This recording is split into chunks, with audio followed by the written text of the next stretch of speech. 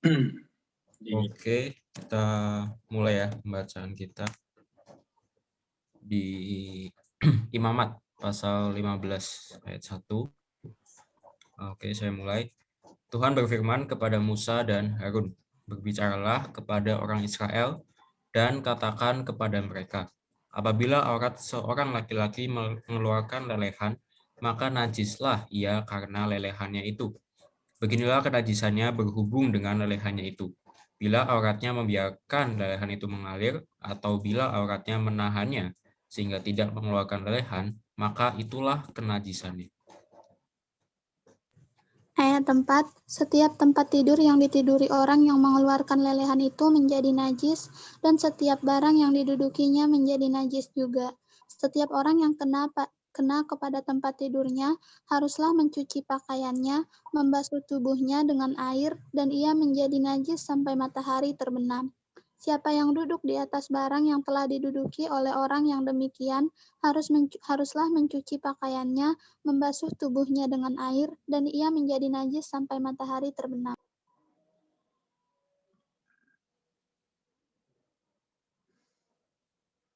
Oke. Ayat 7 Debbie ya. Debbie bisa?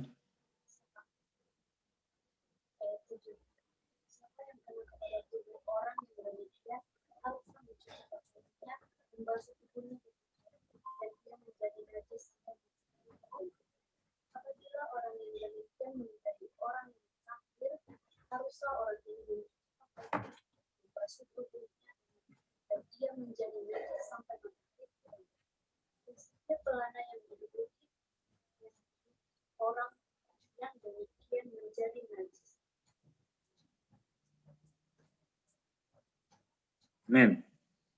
Berarti saya 10 ya. Setiap orang yang kena kepada satu bekas tempat orang tadi menjadi najis sampai matahari terbenam. Siapa yang mengangkatnya haruslah mencuci pakaiannya, membasuh tubuhnya dengan air, dan ia menjadi najis sampai matahari terbenam. Dan setiap orang yang kena pada orang yang demikian, sedang orang ini tidak mencuci tangan dahulu dengan air, haruslah mencuci pakaiannya, basuh tubuhnya dengan air, dan ia menjadi najis sampai matahari terbenam. Kalau orang itu kena kepada golongan tanah, itu haruslah dipecahkan, dan setiap perkakas kayu haruslah dicuci dengan air. Ayat 13, apabila orang yang demikian sudah bersih dari lelehannya, ia harus menghitung 7 hari lagi untuk dapat dinyatakan tahir, lalu mencuci pakaiannya, membasuh tubuhnya dengan air mengalir, maka ia menjadi tahir. Pada hari yang ke-8, ia harus mengambil 2 ekor burung tekukur atau 2 ekor anak burung merpati dan datang ke hadapan Tuhan ke pintu kemah pertemuan dan menyerahkan burung-burung itu kepada imam. Ayat 15, lalu imam harus mempersembahkannya yang seekor sebagai korban penghapus dosa dan yang seekor lagi sebagai korban bakaran. Dengan demikian imam mengadakan pendamaian bagi orang itu di hadapan Tuhan karena lelehannya. Ayat 16, apabila seorang laki-laki tertumpah maninya, ia harus membasuh seluruh tubuhnya dengan air dan ia menjadi najis sampai matahari terbenam. Ayat 17, setiap pakaian dan setiap kulit yang kena tumpahan mani itu haruslah dicuci dengan air dan menjadi najis sampai matahari terbenam. Ayat 18, juga seorang perempuan, kalau seorang laki-laki tidur dengan dia dan ada tumpahan mani, maka keduanya harus membasuh tubuhnya dengan air dan mereka menjadi najis sampai matahari terbenam. Ayat 19, apabila seorang perempuan mengeluarkan lelehannya dan lelehannya itu adalah darah dari auratnya, ia harus 7 hari lamanya dalam cemar kainnya, dan setiap orang yang kena padanya menjadi najis sampai matahari terbenam. Segala sesuatu yang ditidurinya selama ia cemar kain menjadi najis, dan segala sesuatu yang didudukinya menjadi najis juga. Setiap orang yang kena kepada tempat tidur perempuan itu haruslah mencuci pakaiannya, membasuh tubuhnya dengan air, dan ia menjadi najis sampai matahari terbenam. Ayat 23, juga pada waktu ia kena pada sesuatu yang ada di tempat tidur atau di atas barang yang diduduki perempuan itu, ia menjadi najis sampai matahari terbenam. Jikalau seorang laki-laki tidur dengan perempuan itu, dan ia kena cemar kain perempuan itu, maka ia menjadi najis selama 7 hari, dan setiap tempat tidur yang ditidurnya menjadi najis juga. Apabila seorang perempuan berhari-hari lamanya mengeluarkan lelehan, yakni lelehan darah yang bukan pada waktu cemar kainnya, atau apabila ia mengeluarkan lelehan lebih lama dari waktu cemar kainnya, maka selama lelehan yang najis itu, perempuan itu adalah seperti pada hari-hari cemar kainnya, yakni ia najis.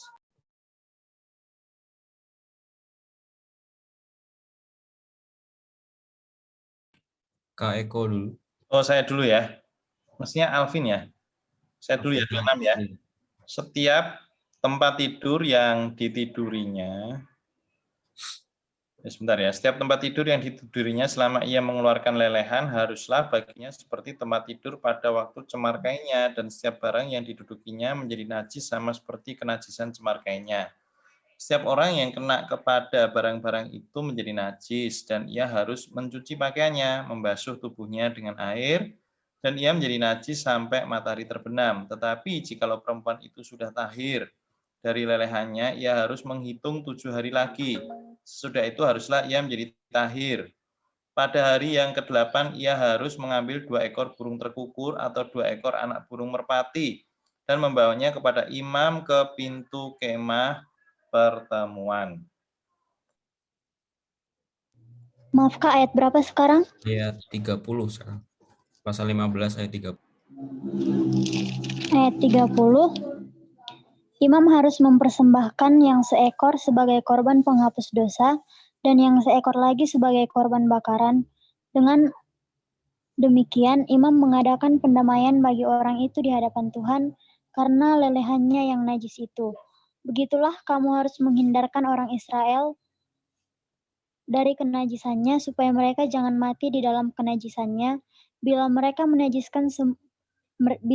menajiskan kemah suciku yang ada di tengah-tengah mereka itu. Itulah hukum tentang seorang laki-laki yang mengeluarkan lelehan atau yang tertumpah maninya yang menyebabkan dia najis.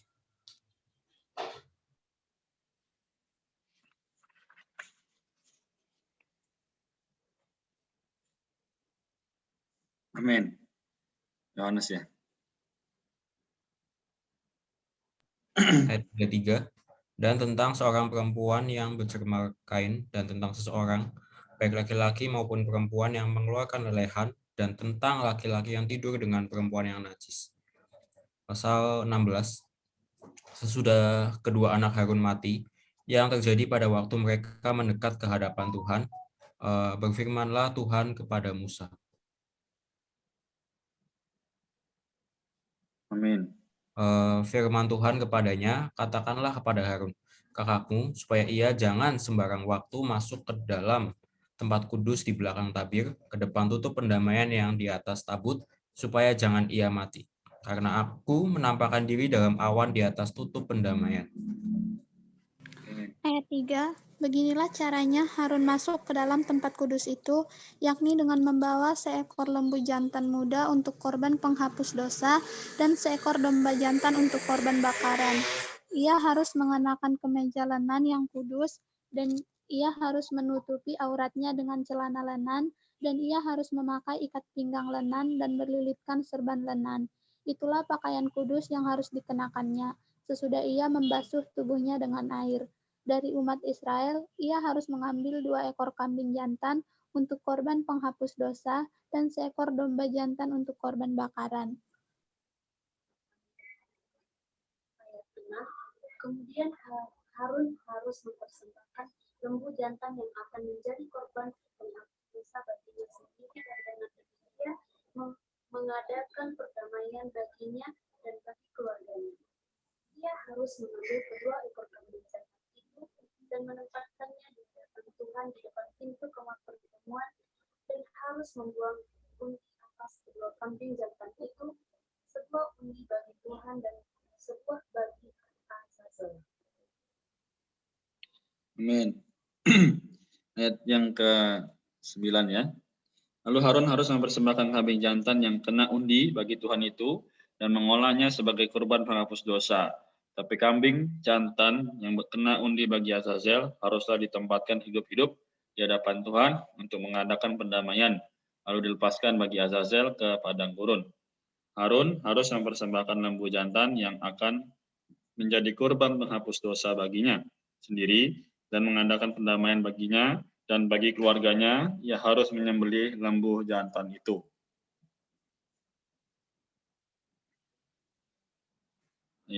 Ayat 12. Dan ia harus mengambil perbaraan berisi penuh bara api dari atas mezbah yang di hadapan Tuhan, serta serangkup penuh ukupan dari wangi-wangian yang digiling sampai halus, lalu membawanya masuk ke belakang tabir. Kemudian ia harus meletakkan ukupan itu di atas api yang di hadapan Tuhan, sehingga asap ukupan itu menutupi tutup pendamaian yang di atas hukum Allah, supaya ia jangan mati. Ayat 14. Lalu ia harus mengambil sedikit dari darah lembu jantan itu dan memercikannya dengan jarinya ke atas tutup pendamaian di bagian muka, dan ke depan tutup pendamaian itu ia harus memercikan sedikit dari darah itu dengan jarinya 7 kali.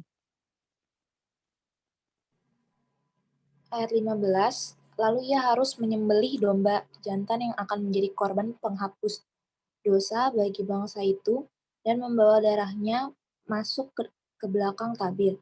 Kemudian haruslah diperbuatnya dengan darah itu seperti yang diperbuatnya dengan darah lembu jantan, yakni ia harus membersihkannya ke atas tutup pendamaian dan ke depan tutup pendamaian itu. Ayat 16, dengan demikian, ia mengadakan pendamaian bagi tempat kudus itu karena segala kenajisan orang Israel dan karena segala pelanggaran mereka, apapun juga dosa mereka. Demikianlah harus diperbuatnya dengan kemah pertemuan, tetap diam di antara mereka di tengah-tengah segala kenajisan mereka. Ayat 17, seorang pun tidak boleh hadir di dalam kemah pertemuan bila Harun masuk untuk mengadakan pendamaian di tempat kudus sampai ia keluar. Setelah mengadakan pendamaian baginya sendiri, bagi keluarganya, dan bagi seluruh jemaah orang Israel. Ayat 18. Kemudian haruslah ia pergi keluar ke mezbah yang ada di hadapan Tuhan dan mengadakan pendamaian bagi mezbah itu. Ia harus mengambil sedikit dari darah lembu jantan dan dari darah domba jantan itu dan membubuhnya pada tanduk-tanduk mezbah sekelilingnya. Kemudian ia harus memercikan sedikit dari darah itu ke mezbah itu dengan jari 7 kali dan mentahirkan serta menguduskannya dari segala kenajisan orang Israel. Setelah selesai mengadakan pendamaian bagi tempat kudus dan kemah pertemuan serta mezbah, ia harus mempersembahkan kambing jantan yang masih hidup itu. Ayat 21. Dan Harun harus meletakkan kedua tangannya ke atas kepala kambing jantan yang hidup itu dan mengakui di atas kepala kambing itu segala kesalahan orang Israel dan segala pelanggaran mereka, apapun juga dosa mereka. Ia harus menanggungkan semuanya itu ke atas kepala kambing jantan itu dan kemudian melepaskannya ke padang gurun dengan perantaraan seorang yang sudah siap sedia untuk itu. Demikianlah kambing jantan itu harus mengangkut segala kesalahan Israel ke tanah yang tandus, dan kambing itu harus dilepaskan di padang gurun. Ayat 23, sesudah itu Harun harus masuk ke dalam kemah pertemuan dan menanggalkan pakaian lenan yang dikenakannya ketika ia masuk ke dalam tempat kudus dan harus meninggalkannya di sana. Ia harus membasuh tubuhnya dengan air di suatu tempat yang kudus dan mengenakan pakaiannya sendiri, lalu ia harus keluar dan mempersembahkan korban bakarannya sendiri dan korban bakaran bangsa itu. Dengan demikian ia mengadakan pendamaian baginya sendiri dan bagi bangsa itu. Kemudian ia harus membakar lemak korban penghapus dosa di atas mezbah. Maka orang yang melepaskan kambing jantan bagi Azazel itu harus mencuci pakaiannya, membasuh tubuhnya dengan air, dan sesudah itu barulah boleh masuk ke perkemahan. Ayat 27, lembu jantan dan kambing jantan korban penghapus dosa yang darah dibawa masuk untuk mengadakan pendamaian di dalam tempat kudus harus dibawa keluar dari perkemahan, dan kulitnya, dagingnya, dan kotorannya harus dibakar habis. Siapa yang membakar semuanya itu harus mencuci pakaiannya, membasuh tubuhnya dengan air, dan sesudah itu barulah boleh masuk ke perkemahan. Inilah yang harus menjadi ketetapan untuk selama-lamanya bagi kamu, yakni pada bulan yang ke-7, pada tanggal 10 bulan itu kamu harus merendahkan diri dengan berpuasa dan janganlah kamu melakukan sesuatu pekerjaan, baik orang Israel asli maupun orang asing yang tinggal di tengah-tengahmu. Karena pada hari itu harus diadakan perdamaian bagimu untuk mentahirkan kamu. Kamu akan ditahirkan dari segala dosamu di hadapan Tuhan. Hari itu harus menjadi Sabat, hari perhentian penuh.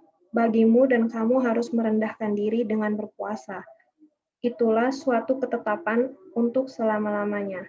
Dan pendamaian harus diadakan oleh imam yang telah diurapi dan telah ditabiskan untuk memegang jabatan imam menggantikan ayahnya. Ia harus mengenakan pakaian lenan, yakni pakaian kudus. 33, ia harus mengadakan pendamaian bagi tempat maha kudus, bagi kemah pertemuan dan bagi mezbah, juga bagi para imam dan bagi seluruh bangsa itu, yakni jemaah itu. Itulah yang harus menjadi ketetapan untuk selama-lamanya bagimu, supaya sekali setahun diadakan pendamaian bagi orang Israel karena segala dosa mereka. Maka Harun melakukan seperti yang diperintahkan Tuhan kepada Musa. Oke, kita lanjut ke Markus. Markus pasal 7. Markus pasal 7 ayat 1. Saya satu ayat lagi ya. Pada suatu kali serombongan orang Farisi dan beberapa ahli Taurat dari Yerusalem datang menemui Yesus. Ayat 2, mereka melihat bahwa beberapa orang muridnya makan dengan tangan najis, yaitu dengan tangan yang tidak dibasuh. Sebab orang-orang Farisi seperti orang-orang Yahudi lainnya tidak makan kalau tidak melakukan pembasuhan tangan lebih dulu, karena mereka berpegang pada adat istiadat nenek moyang mereka. Dan kalau pulang dari pasar, mereka juga tidak makan kalau tidak lebih dahulu membersihkan dirinya. Banyak warisan lain lagi yang mereka pegang, umpamanya hal mencuci cawan, kendi, dan perkakas-perkakas tembaga.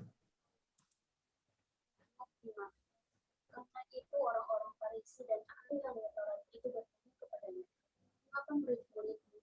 mengapa murid-muridmu tidak hidup menurut adat istiadat nenek moyang kita, tetapi makan dengan tangan najis? Jawabnya kepada mereka, benar-benar membuat saya tentang kamu, hai orang-orang munafik, sebab ada tertulis, bangsa ini membedakan aku dengan ini, padahal hatinya jauh daripadaku. Percuma mereka beribadah kepadaku, sedangkan ajaran yang mereka ajarkan ialah perintah manusia.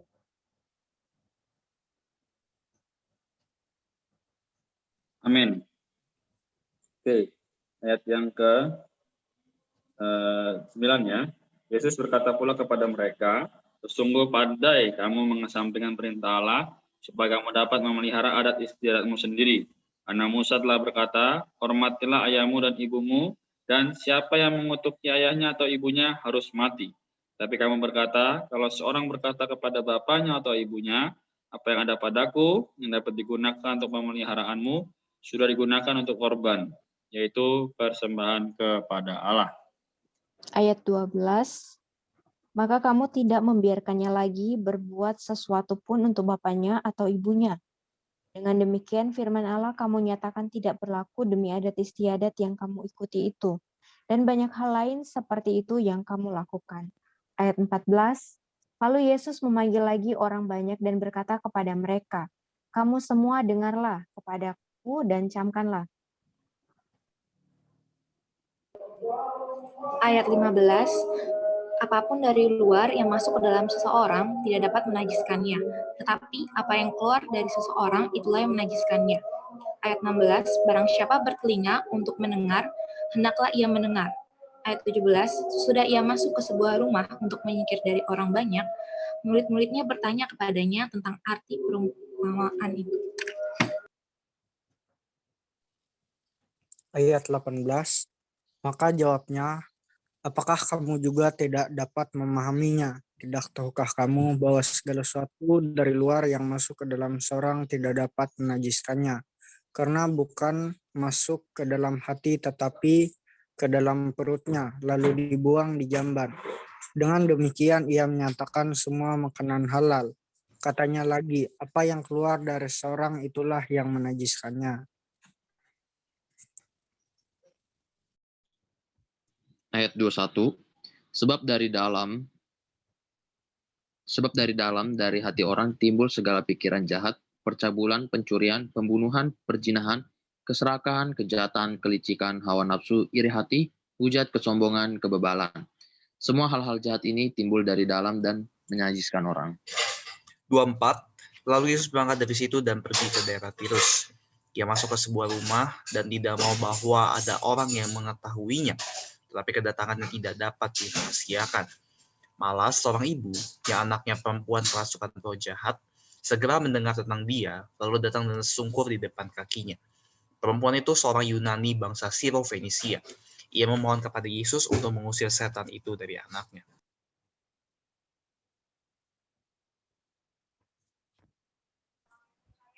Bentar. Ayat 27. 27 ya. Lalu Yesus berkata kepadanya, biarlah anak-anak kenyang dahulu, sebab tidak patut mengambil roti yang disediakan bagi anak-anaknya dan melemparkannya kepada anjing. Tapi perempuan itu menjawab, benar Tuhan, tetapi anjing yang di bawah meja juga makan remah-remah yang dijatuhkan anak-anak. Maka kata Yesus kepada perempuan itu, karena kata-katamu itu pergilah sekarang dengan setan itu sudah keluar dari anakmu. Perempuan itu pulang ke rumahnya, lalu didapatinya anak itu berbaring di tempat tidur, sedang setan itu sudah keluar. Ayat 31, kemudian Yesus meninggalkan pula daerah Tirus dan dengan melalui Sidon pergi ke Danau Galilea di tengah-tengah daerah Dekapolis. Di situ orang membawa kepadanya seorang yang tuli dan yang gagap dan memohon kepadanya supaya ia meletakkan tangannya atas orang itu. Dan sesudah Yesus memisahkan dia dari orang banyak, sehingga mereka sendirian, ia memasukkan jarinya ke telinga orang itu, lalu ia meludah dan meraba lidah orang itu. Ayat 34, kemudian sambil menengadah ke langit, Yesus menarik nafas dan berkata kepadanya, Efata, artinya terbukalah. Maka terbukalah telinga orang itu, dan seketika itu terlepas pulalah mengikat lidahnya. Lalu ia berkata-kata dengan baik. Yesus berpesan kepada orang-orang yang ada di situ supaya jangan menceritakannya kepada siapapun juga. Tetapi makin dilarangnya mereka, makin luas mereka memberitakannya. Ayat 37, mereka takjub dan tercengang dan berkata, ia menjadikan segala-galanya baik, yang tuli dijadikannya mendengar, yang bisu dijadikannya berkata-kata. Amin.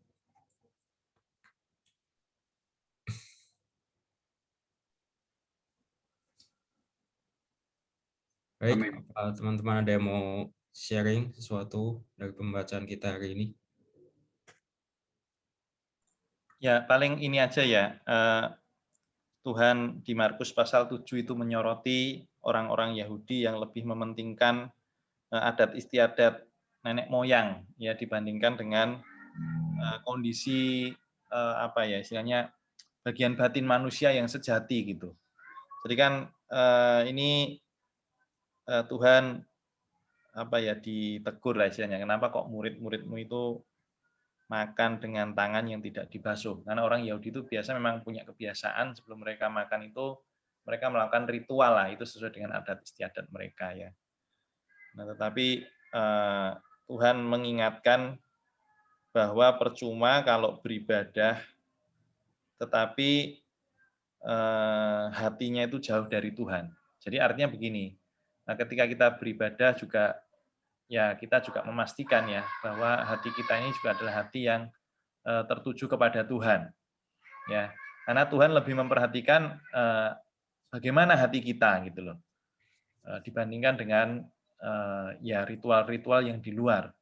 Ya seringkali kita terjebak pada yang di luar saja, istilahnya apa ya praktek ibadah yang luaran ya kan. Tetapi ya melalui pembacaan ini ya kita diingatkan lagi untuk kembali betul-betul memeriksa hati kita di depan Tuhan supaya kita ketika kita beribadah kepada Tuhan, kita beribadah kepada Dia dengan hati yang murni. Nah, itu sedikit sharing dari saya. Amin. Amin.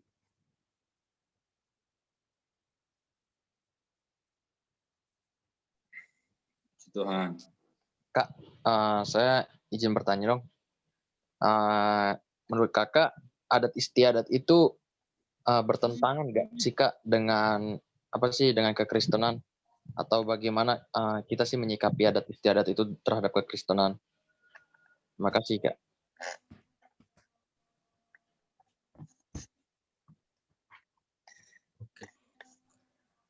Oke, Nat? Menjawab.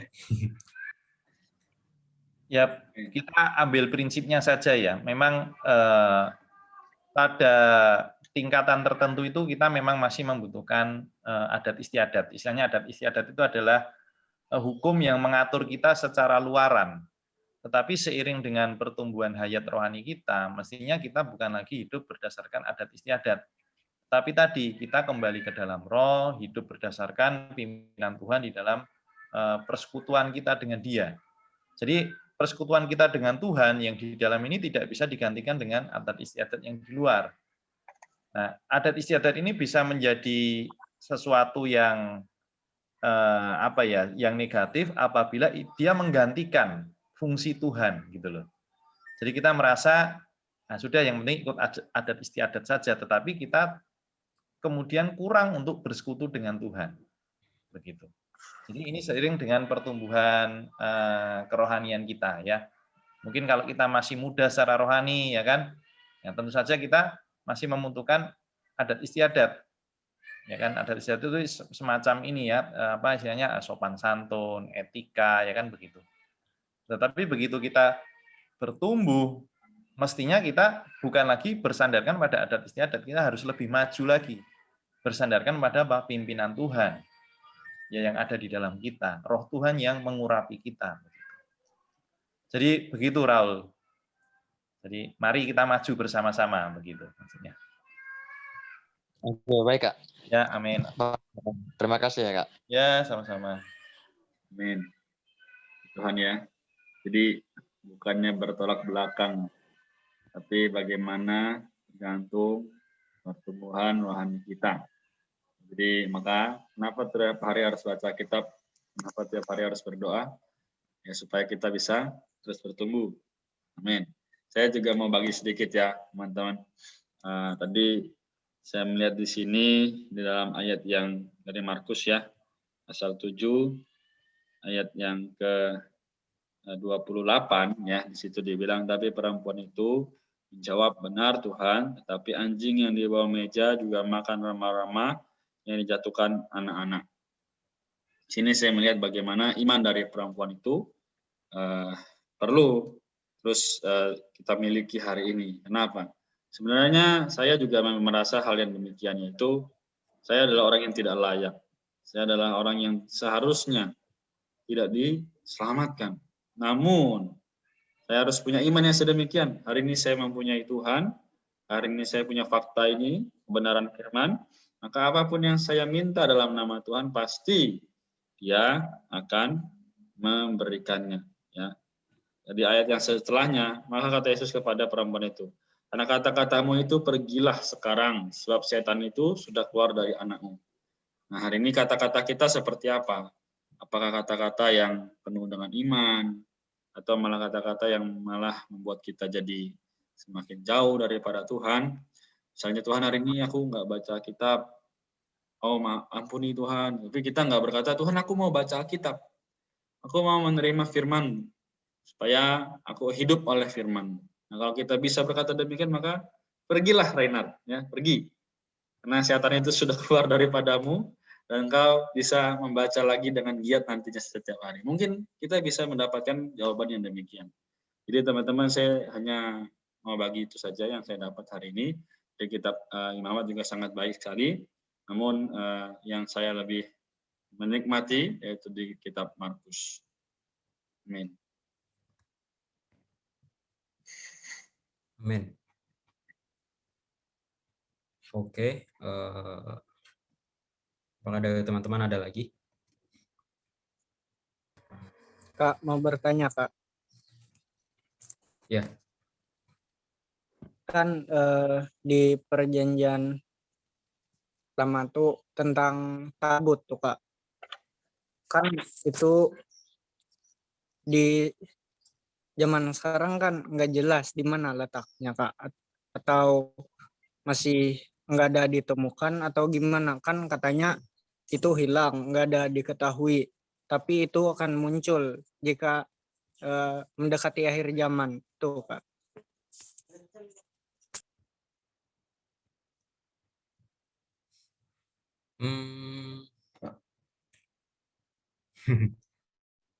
Saya sih belum pernah dengar kalau apa tabut akan muncul lagi akhir zaman itu. Karena kan apa ya? Ya itu kan tabut itu memang pada perjanjian lama itu memang sangat berharga gitu kan. Nah tapi kan itu sebenarnya juga adalah salah satu penggambaran ya untuk apa yang ada sekarang juga di perjanjian baru, apalagi setelah Kristus datang, ya Kristus telah menjadi realitas ya, atau realitas tuh ya seperti sebenarnya ini loh yang sebenarnya dimaksudkan Allah melalui penggambaran-penggambaran yang di perjanjian lama itu. Jadi ya sepertinya kalau misal saat ini pun belum ditemukan lagi posisinya atau letaknya, ya bagi kita harusnya tidak terlalu bermasalah ya. Atau ya itu tadi sangat berkaitan dengan adat istiadat tadi. Bangsa Israel itu selalu menekankan hal-hal yang sifatnya material. Ya, mereka sangat membanggakan bait, mereka sangat membanggakan tabut. Tapi tabut itu sendiri itu adalah memang sudah tidak ada sejak serbuan bangsa Babel ya kepada bangsa Israel ya, kerajaan Yehuda ya pada zaman Yoyakim, yaitu sekitar 2.500 tahun yang lalu. Ya, jadi ya memang pada waktu itu sudah tidak ada begitu. Nah, apakah itu menjadi masalah? Di dalam perjanjian baru, Tuhan sendiri hadir sebagai realitas atau wujud daripada tabut yang sejati begitu. Nah, kita tadi harus berpaling dari hal-hal yang material, dari adat istiadat kepada Kristus. Ya, Kristus hari ini Dia adalah roh yang beruni di dalam kita. Nah, Tuhan sendiri mengingatkan kan di dalam Yohanes itu kan, ketika perempuan Samaria ya bertemu, dia sangat membanggakan, oh nenek moyang kami menyembah di gunung itu ya. Tuhan bilang, ya tiba waktunya orang akan mengenal kalau menyembah Allah itu bukan di gunung ini atau di gunung itu, tetapi menyembah Allah itu di dalam roh dan kebenaran. Artinya apa? Tidak lagi masalah hal-hal yang sifatnya fisik atau material. Ya, jadi nanti kalau begitu nanti jadi tahayul begitu istilahnya kan. Nah, kita orang Kristen ini tidak ada yang sifatnya fisik atau material ya. Pegangan kita ya hanyalah ya Tuhan yang ada di dalam kita dan Alkitab yang ada di tangan kita ya. Nah, Alkitab ini sendiri bukan sesuatu yang artinya apa ya, sesuatu yang tahayul ya, artinya wah ini berarti nggak boleh apa. Ya, ini adalah firman Tuhan kita. Yang lebih penting ini adalah bagaimana firman yang hitam di atas putih ini bisa ya kita nikmati ya di dalam roh kita begitu. Jadi masalah tabut, nah itu biarlah nanti bagiannya bangsa Israel, itu bukan bagian kita. Bagian kita hari ini ya kita baik-baik menikmati firman Tuhan, Alkitab yang ada di tangan kita, dan bersekutu dengan Tuhan melalui roh yang ada di dalam kita. Ya, demikian Berto. Amin. Amin. Oke, karena ya sudah lewat waktunya juga. Ya, kita sambung lagi minggu malam ya, di jam 8. Oke, ya malam ini ya saya tutup dalam doa ya teman-teman, sebelum nanti kita foto. Men, terima kasih ya Tuhan atas firman-Mu malam hari ini. Tuhan Yesus, jaga kami Tuhan, tidak Tuhan terjebak di dalam hal-hal yang luaran. Tuhan Yesus, tapi bisa betul-betul ya Tuhan, memiliki persekutuan yang sejati dengan-Mu. Tuhan, kami berdoa di dalam roh kami, Tuhan Yesus juga di dalam realitas ya Tuhan. Tuhan, dapatkan kami hari-hari kami, betul Tuhan mencari persekutuan dengan-Mu, Tuhan hubungan yang real dengan-Mu ya Tuhan. Sehingga Tuhan kami juga bisa Tuhan betul-betul Tuhan menikmati penyertaan hadirat-Mu ya Tuhan. Terima kasih Tuhan. Amin. Oke, bisa ke kameranya, videonya.